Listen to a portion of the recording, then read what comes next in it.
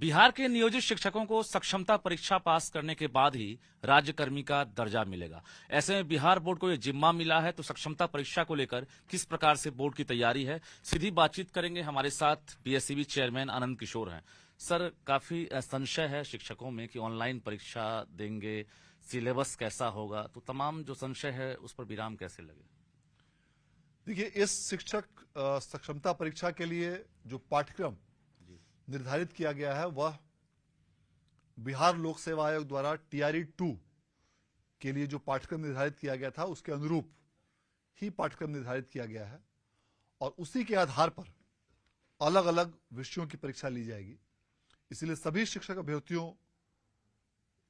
को यह सलाह दिया जाता है कि आप उस पाठ्यक्रम का अध्ययन कर लें और उसके अनुसार ही अपनी तैयारी करें।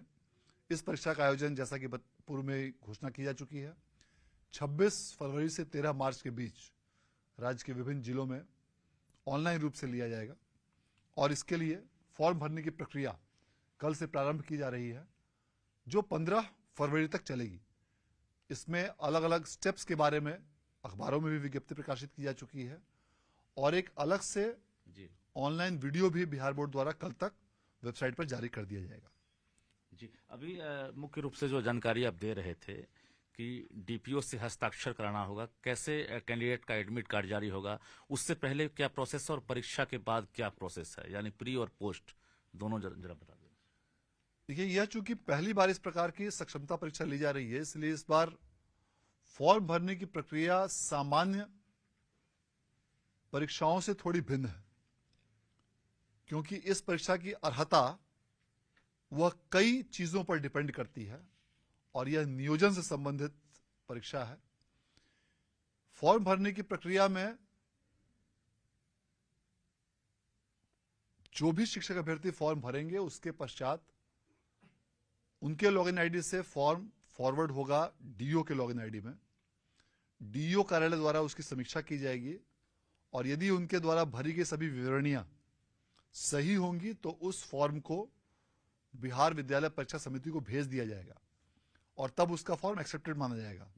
और प्रत्येक चरण पर शिक्षक अभ्यर्थियों को इसकी सूचना मोबाइल में एसएमएस द्वारा दी जाएगी कि जब उनका फॉर्म एक्सेप्ट होगा, जब उनका फॉर्म फॉरवर्ड होगा तो उसको सूचना दी जाएगी। यदि किसी कारणवश यदि उनका फॉर्म रिजेक्ट यदि होता है किसी त्रुटि के कारण और यदि वे एलिजिबल हैं तो वापस उनके लॉगिन में फॉर्म भेजा जाएगा और जो भी त्रुटि उनके द्वारा की गई है या जो रिकॉर्ड में किसी प्रकार की विसंगति है उसको सुधार कर वे दोबारा फॉर्म भरेंगे और तब सही होने की स्थिति में फॉर्म स्वीकार किया जाएगा। यदि इस प्रक्रिया में बीच में कहीं पर भी कोई कठिनाई हो या समस्या हो या डेटा में कोई प्रकार की समस्या हो तो वे जिला शिक्षा पदाधिकारी कार्यालय से संपर्क कर उस समस्या या विसंगति का निराकरण करा सकते हैं। जी, नेगेटिव मार्किंग नहीं है, ऑप्शन कितने होंगे और सवालों का मोड, चूंकि आपने सिलेबस तो कह दिया है, सवालों का मोड कैसा होगा, चूंकि पहली बार शिक्षक जो है इस प्रकार की परीक्षा दे रहे हैं? देखिए, इस बार जो कुल मिला के अलग अलग कई विषयों की परीक्षा ली जा रही है, सभी में 4 विकल्प दिए जा रहे हैं, बहुविकल्पी प्रश्न होंगे और किसी भी प्रकार के निगेटिव मार्किंग का प्रावधान नहीं किया गया है।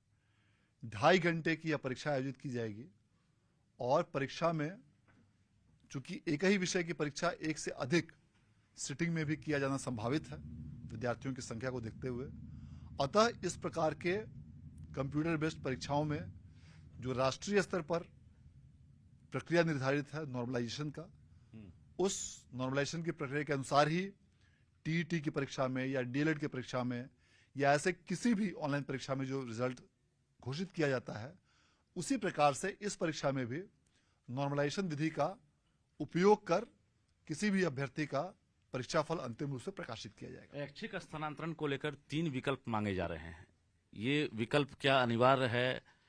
क्या इस विकल्प को फ्यूचर में ऐसा लग रहा है कि आप लोग इसमें कुछ संशोधन करने वाले हैं, इसमें कुछ राहत मिलने वाली है? बिहार विद्यालय परीक्षा समिति द्वारा जो परीक्षा के लिए आवेदन आमंत्रित किए गए हैं, यह शिक्षा विभाग द्वारा निर्धारित नियमावली के आलोक में किए गए हैं और शिक्षा विभाग द्वारा निर्धारित नियमावली के अंतर्गत 3 विकल्प देने का प्रावधान है। अतः उसी आलोक में वर्तमान में भी फॉर्म में 3 विकल्प देने का प्रावधान किया गया है और नियमावली के अनुसार 3 विकल्पों के अनुसार ही उनको जिले का आवंटन किया जाएगा। उसमें मेधा सूची के साथ साथ आरक्षण का भी ख्याल रखेंगे। हाँ, जिस प्रकार से मेधा सूची और आरक्षण का ध्यान रखते हुए अभ्यर्थी को का जैसा प्रदर्शन होगा इस एग्जामिनेशन में, उनके प्रदर्शन के आधार पर जिलों का आवंटन किया जाएगा। जी, चूंकि परीक्षा आप समय पर ले रहे हैं और जो एक्सपेक्टेशन था उससे पहले आप एग्जाम ले रहे हैं, रिजल्ट की क्या तैयारी है? कितने दिनों के अंतराल में, चूंकि सीबीटी के माध्यम से आप एग्जाम ले रहे हैं, तो रिजल्ट को लेकर भी कुछ तैयारी होगी? ये परीक्षा समाप्त होने की अंतिम तिथि अभी वर्तमान में 13 मार्च निर्धारित की गई है। इसीलिए यह उम्मीद की जाती है कि मार्च माह में ही इस परीक्षा का परीक्षाफल प्रकाशित कर दिया जाए। अर्थात बिहार विद्यालय परीक्षा समिति की यह कोशिश होगी कि अधिक से अधिक मार्च के अंतिम सप्ताह तक या उसके पूर्व ही परीक्षाफल की घोषणा कर दी जाए। बिल्कुल। एक और सवाल, चूंकि टीआरई 3 की तैयारी अब सरकार ने शुरू कर दी है और शिक्षा विभाग ने रिक्तियां भी मांग दी है कई जिलों से, तो बीएससीबी भी इंटरनल तैयारी में जुट गया होगा, क्योंकि एस्टेट और बीटेट को लेकर भी आपने पहले भी घोषणा कर दी थी। तो क्या लग रहा है कि मार्च में क्या तैयारी है बीटेट को लेकर या एस्टेट को लेकर आपकी तरफ से? बीटेट और एस्टेट के संबंध में पूर्व में ही यह निर्देशित किया जा चुका है कि साल में 2 बार इस परीक्षा का आयोजन किया जाना है। इस वर्ष भी परीक्षा का आयोजन किए जाने हेतु फॉर्म्स आमंत्रित कर लिए गए हैं। अभ्यर्थियों द्वारा फॉर्म भरे भी जा चुके हैं और चूंकि यह शिक्षक सक्षमता परीक्षा का आयोजन पहले किया जाना आवश्यक था, अतः इसकी तिथि समाप्त होने के पश्चात टीईटी की परीक्षा के तिथियों के निर्धारण के संबंध में आवश्यक निर्णय लिया जाएगा। उम्मीद है कि मार्च में कुछ स्टेप उठा रहे हैं एग्जाम लेने का, टीईटी का?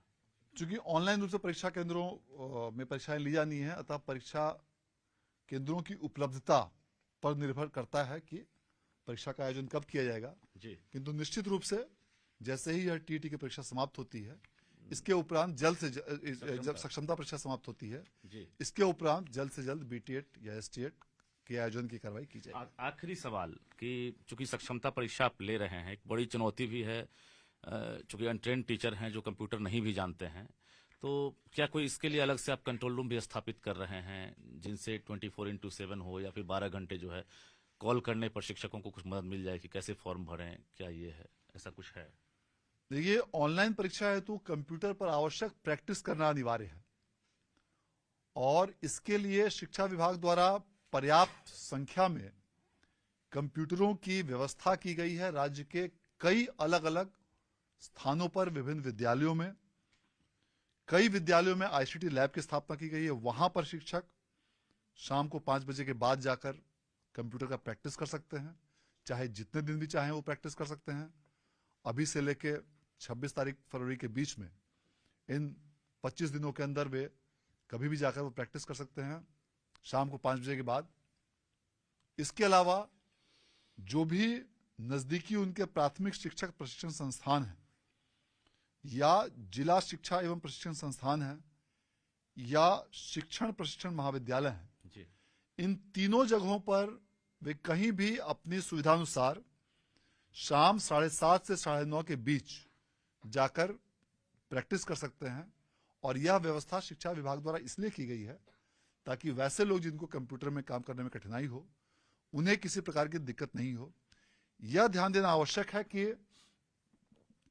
राज्य सरकार की नियमावली के अनुसार सभी सरकारी कर्मियों को कंप्यूटर की सक्षमता प्राप्त करना अनिवार्य है।